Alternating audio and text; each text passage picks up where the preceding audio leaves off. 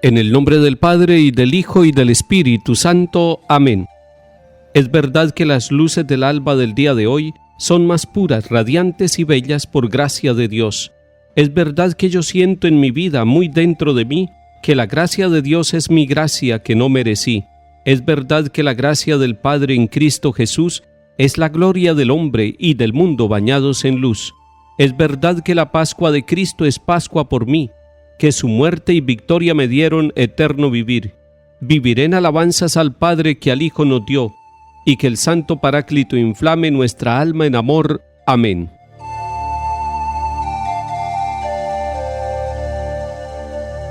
Lectura de la primera carta del apóstol San Pablo a los Corintios, capítulo 1.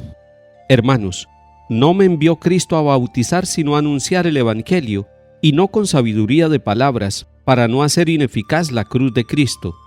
El mensaje de la cruz es necedad para los que están en vías de perdición, pero para los que están en vías de salvación, para nosotros es fuerza de Dios. Dice la Escritura: destruiré la sabiduría de los sabios, frustraré la sagacidad de los sagaces. ¿Dónde está el sabio? ¿Dónde está el escriba? ¿Dónde está el sofista de nuestros tiempos?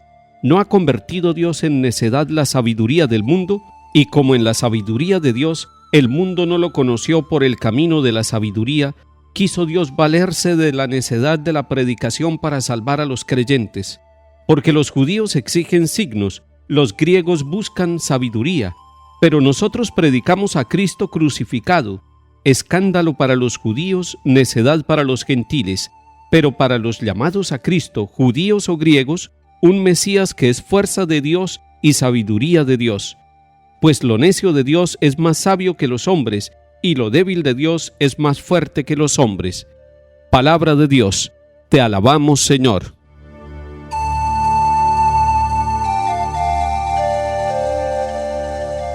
En este capítulo primero de la primera carta a los Corintios, San Pablo nos está recordando varias cosas fundamentales para nuestra vida. Tengámoslas en cuenta al comenzar este día. Primero, nos está diciendo que él fue enviado a anunciar el Evangelio. Esa es la misión de Pablo, esa es la alegría que tiene este apóstol.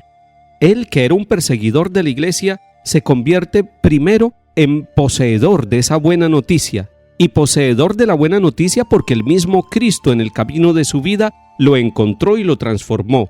Y entonces él toma para sí esa buena noticia. Recuerden que evangelio significa precisamente eso, buena noticia. Y es lo que va a predicar toda la vida. Él no va a anunciar ninguna otra forma de vida, va a anunciar la buena noticia, va a ser portador por todos los pueblos y ciudades, por todas las partes donde va caminando y predicando, constituyendo comunidades de hombres y mujeres que reciben la buena noticia, es decir, que reciben el Evangelio. ¿Y cuál es esa buena noticia que lleva a Pablo a las comunidades? La buena noticia es que el Hijo de Dios, Cristo Jesús, vivió entre nosotros, que murió, que fue crucificado, pero que Él resucitó y que está vivo y que Él lo encontró en el camino de Damasco, y por eso Él va diciendo: para mí la vida es Cristo, para mí Cristo es el Señor de mi existencia. Cuando usted encuentra este mensaje y lo lleva a su corazón y lo lleva a su mente y empieza a decir con su estilo de vida que Cristo es el Señor suyo, es porque usted ha adherido su vida totalmente al Señor. Pero atención, el segundo elemento que nos está diciendo Pablo es que hay dos sabidurías, una sabiduría que viene de Dios y una sabiduría del mundo. Los hombres y mujeres de todos los tiempos se han interrogado y han tenido técnicas especiales para buscar la verdad y la profundidad de las cosas. Esa es una sabiduría estrictamente humana. Pero si esa sabiduría humana se combina con la sabiduría divina, entonces se puede llegar no solamente al conocimiento de las cosas materiales, sino al conocimiento de Dios. En conclusión, existen dos sabidurías, la sabiduría del mundo y la sabiduría de Dios.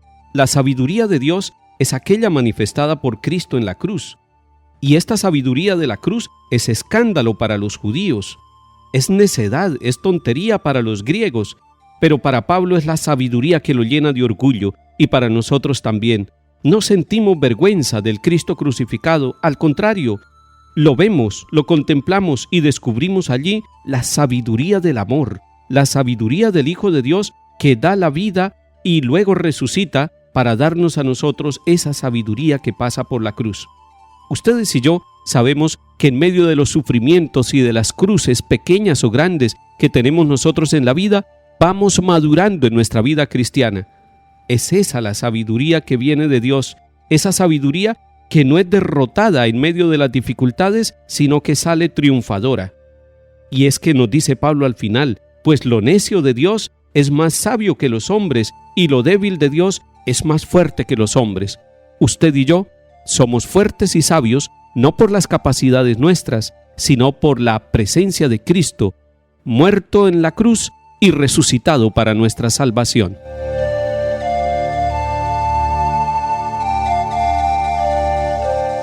Salmo 32. Aclamad justos al Señor, que merece la alabanza de los buenos. Dad gracias al Señor con la cítara, tocad en su honor el arpa de 10 cuerdas. Que la palabra del Señor es sincera, y todas sus acciones son leales. Él ama la justicia y el derecho, y su misericordia llena la tierra. El Señor deshace los planes de las naciones, frustra los proyectos de los pueblos, pero el plan del Señor subsiste por siempre, los proyectos de su corazón de edad en edad.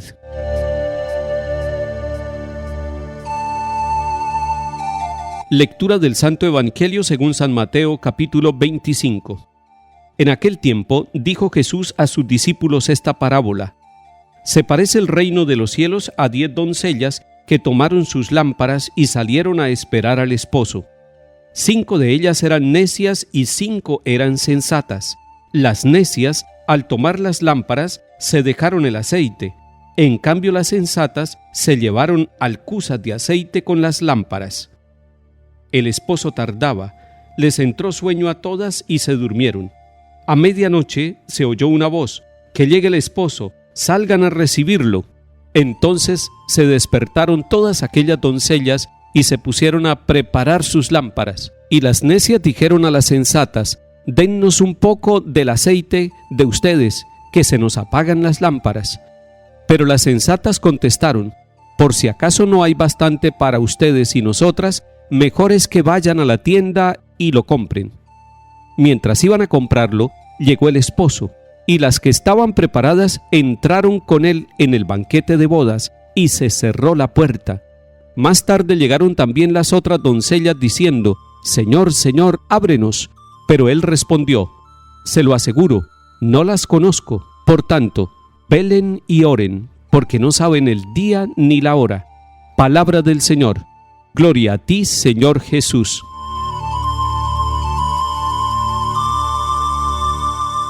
El reino de los cielos necesita que estemos despiertos.